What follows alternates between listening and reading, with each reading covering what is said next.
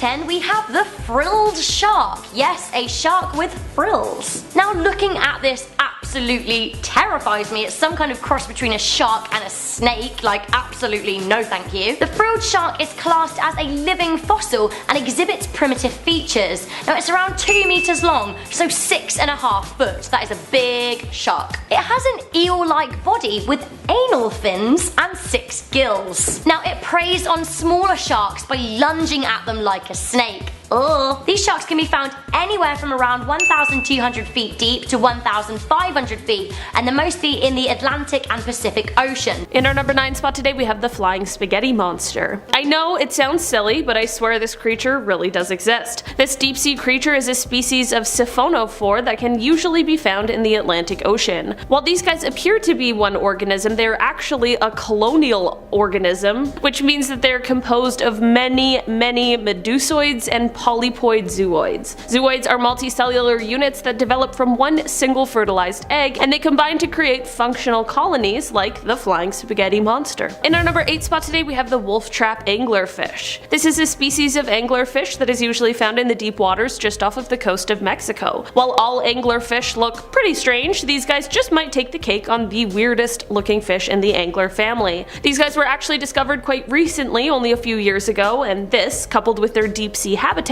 means that a lot of information about them remains a mystery just waiting to be uncovered. Like other anglerfish, these guys also have the bioluminescent lure that is used for attracting prey. In our number 7 spot today, we have the Pacific viperfish. The Pacific viperfish can be found at different areas in the ocean depending on the time of day. They usually like to stay in the bathyl zone, which is about 1,000 meters to 4,000 meters below the surface of the ocean, but during the nighttime they will sometimes rise up into much shallower water because there is more food for them to eat. It's easy to pick out which fish is a viperfish because of the fact that its jaw is sticking out forward and then it has those extra long pointy teeth. The Pacific viperfish is predatory and mostly eats other fish, but will also chow down on crustaceans, plankton, and shrimp. This fish can grow to be about 1 foot long and are considered one of the most aggressive fish for its size. I know it's only 1 foot long, but hearing how vicious it is coupled with how ugly it is, and I really just don't want to be anywhere near this thing. One cool thing about this fish though is that they have what is called ultra black skin,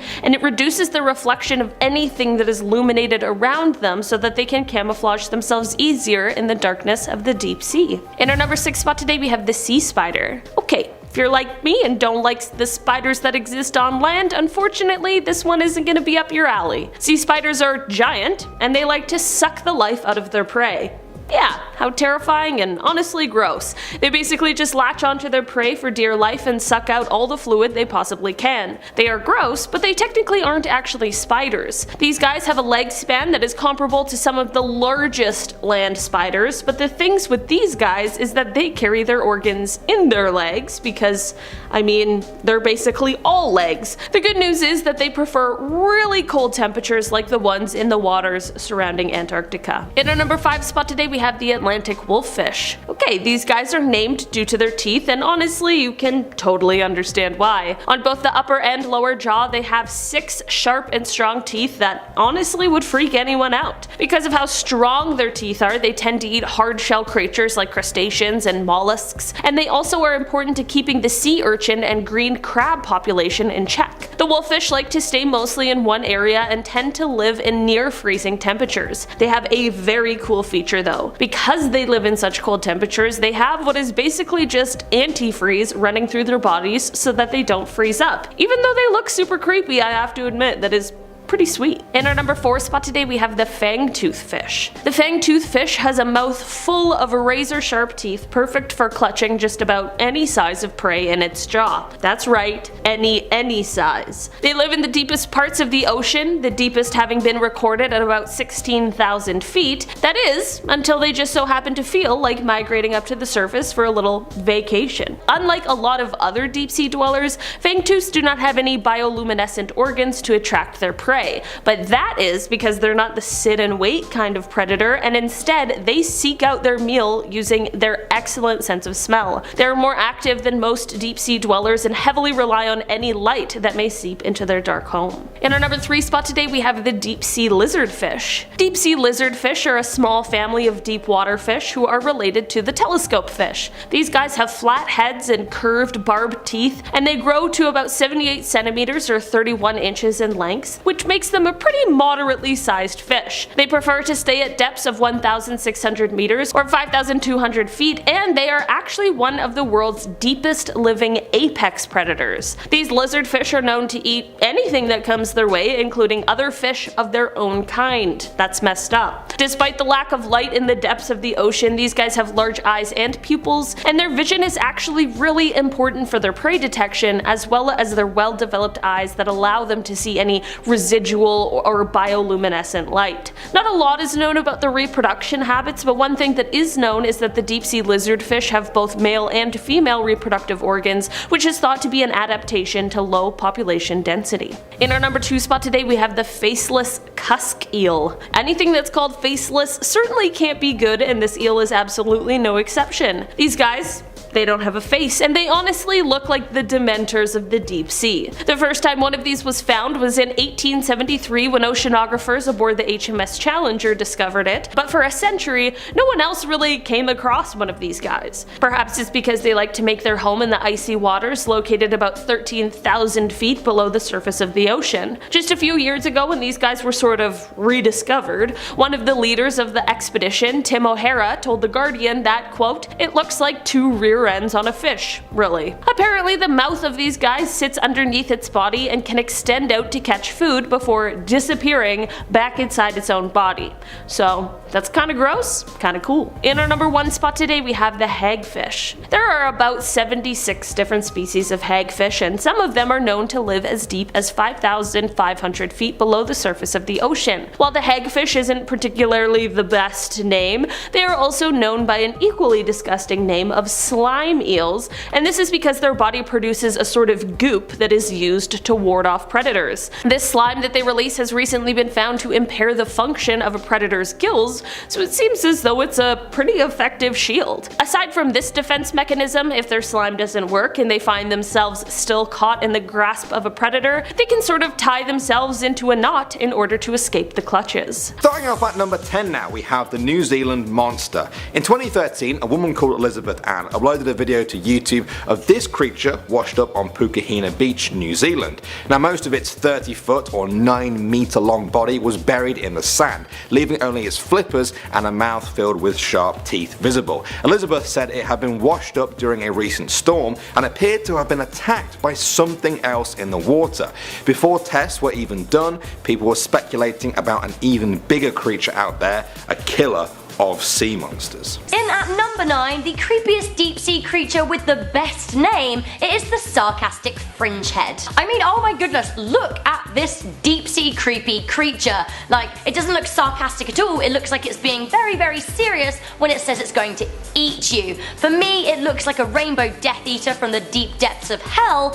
The sarcastic fringehead lives 240 feet below sea level. It is a foot-long fish, so around 30 centimeters, and they are found in the Pacific Ocean off the coast of California. Now these fish like to live in little nooks and crannies, they like to live in discarded pieces of rubbish in the ocean, and they'll pop out and come and get you if you try and disturb them. For example, this fish will engage in a mouth wrestle with other sarcastic fringeheads if they have turf disputes. Now they have a big old face, look at that big old face, that is defense mechanism right there. They have needle sharp teeth that could really pierce human skin if they came in contact with them, but they're not a major threat to human beings. So next up we have the gulper eel. That's right, the gulper eel. I have some kind of like sympathy with this gulper eel. It swims around the ocean with its mouth wide open, hoping just to catch some food, and I kind of feel like that's me on a Friday night after like a long week. But then the sympathy stops when I look at its face and I think, oh my goodness, you could straight up engulf me. The gulper eel lives 3,000 feet below sea level and is luckily rarely seen by humans. Its mouth is much larger than its body and it can span 2.5 feet in length, so around 75 centimeters. Whilst the gulper eel has a massive mouth, it has comparatively very small teeth, so it can only eat smaller things. Essentially, the gulper eel is just a big show-off. In at number 7, we have the snaggletooth fish. The snaggletooth, also known as star eaters, a deep-sea stormid fish.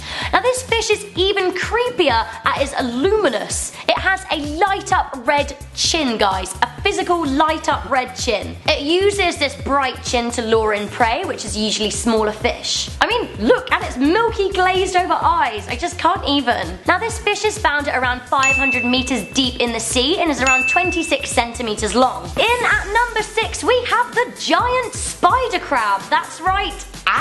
Now this terrifying crustacean lives 1,000 feet below the sea and can reach up to 12 foot long. This is the biggest crustacean in the ocean. Often called the Japanese spider crab, this snippy little snipster lives off the southern coast of the Japanese island of Honshu. Now they'll eat anything including shellfish, they can pry stuff open with their claws, they'll eat dead fish and plants at the bottom of the ocean. Now some people even go as far as to say that if dead bodies sink to the bottom of the oceans of sailors, etc., these crabs will eat them. No.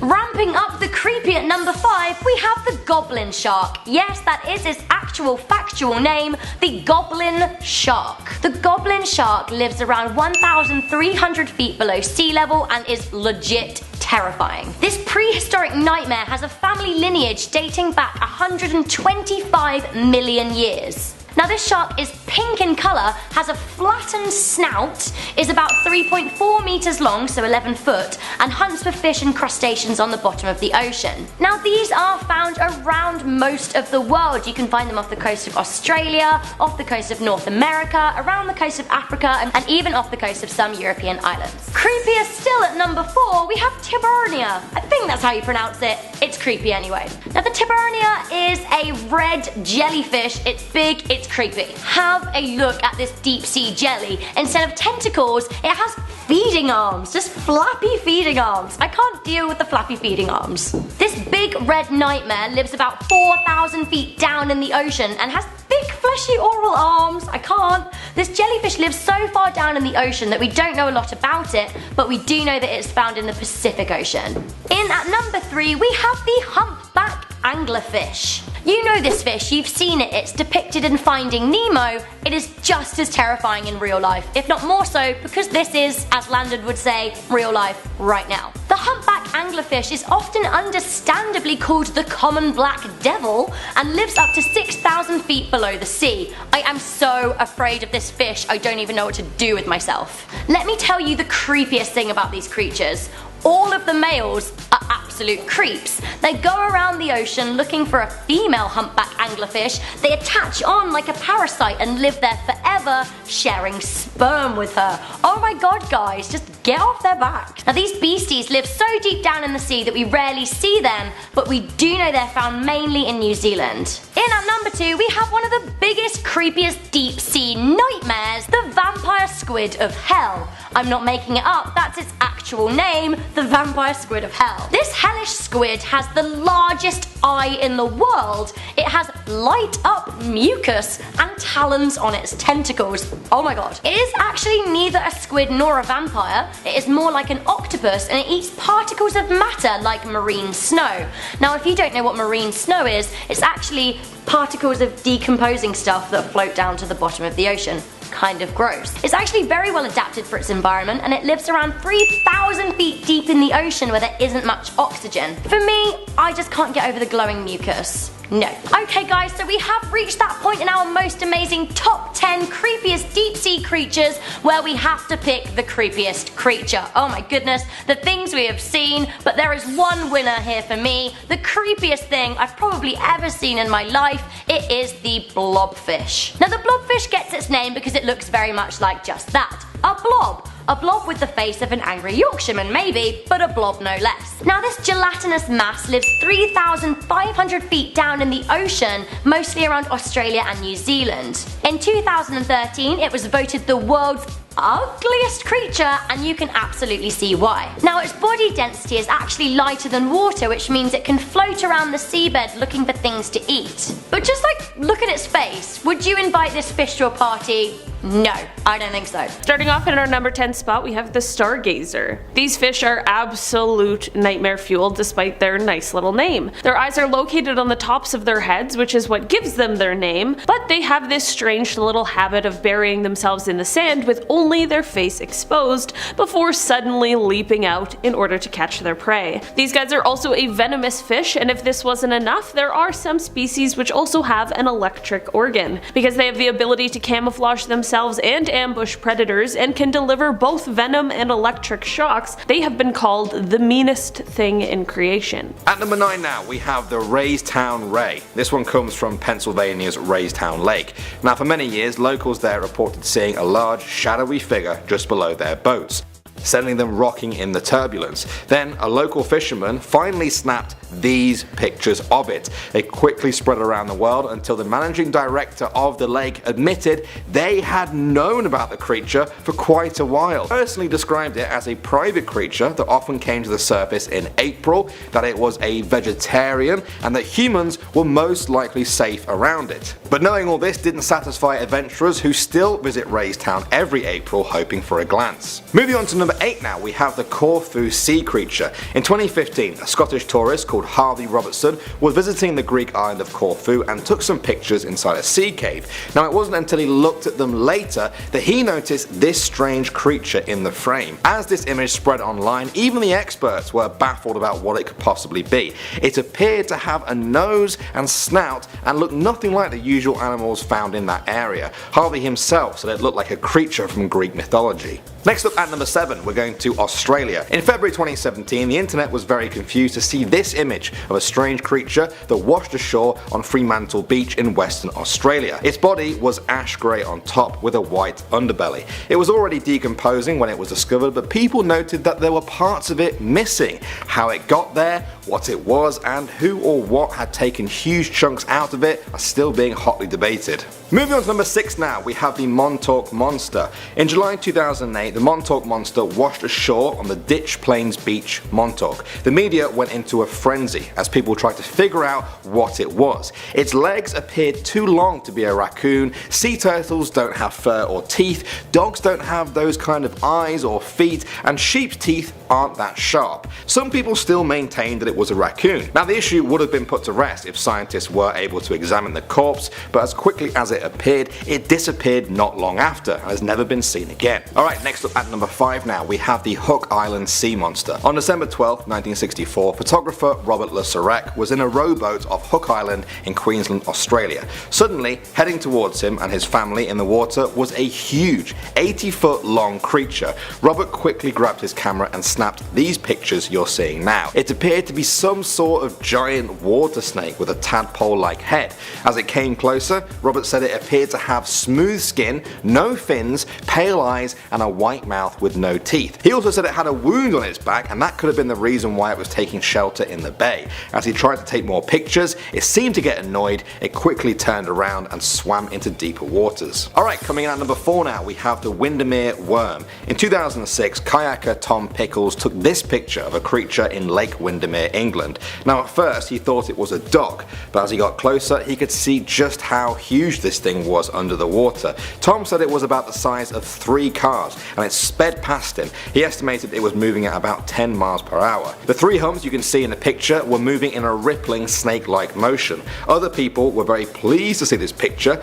because it confirmed to them that their own sightings of the Windermere Worm were real. Next up at number 3 now, we have the Lagerflöt Worm, otherwise known as the Icelandic worm monster. For almost 700 years, locals near Lake Lagerflöt in Iceland have reported seeing a huge serpentine creature there. Along with the pictures of it, it's been described as being longer than a bus and has even been sighted lying outside of the water, sometimes slithering into the trees. Terrifying thought. Even the head of the Icelandic National Forest Service said they saw it. For the locals though, this isn't a good thing, as the 700-year-old legend says that bad things follow the worm monster's sighting. Moving on to number 2 now, we're going to Russia in June 2015, where a prehistoric-like mutant creature washed up on the shore of Sakhalin Island. Now as you can see, it was a very shocking sight for the people there to find. The bloodied, ripped up carcass was twice the size of a dolphin, with thick hair hanging off it. Marine biologists were very puzzled. Nothing they knew seemed to match this sight of an enormous dolphin-like creature with a beak and fur. Some people think it might have come from warmer waters to die. And finally at number 1, we have the Loch Ness monster. What else could it be really? It's possibly the most famous sea monster of them all. It had been a local legend at Loch Ness in Scotland for over 1400 years, but ever since it was first photographed in 1933, the stories and pictures have captured the world's imagination. Nessie is said to be a large dinosaur-looking creature, almost like a plesiosaur, but with extra humps on its back. Some of the pictures have been outed as hoaxes, others have been explained away as natural objects in the water, but for the Nessie enthusiasts of today, there is no smoke without fire. They believe that even if you take away all of the fakes, there are still many stories and many pictures that need explaining.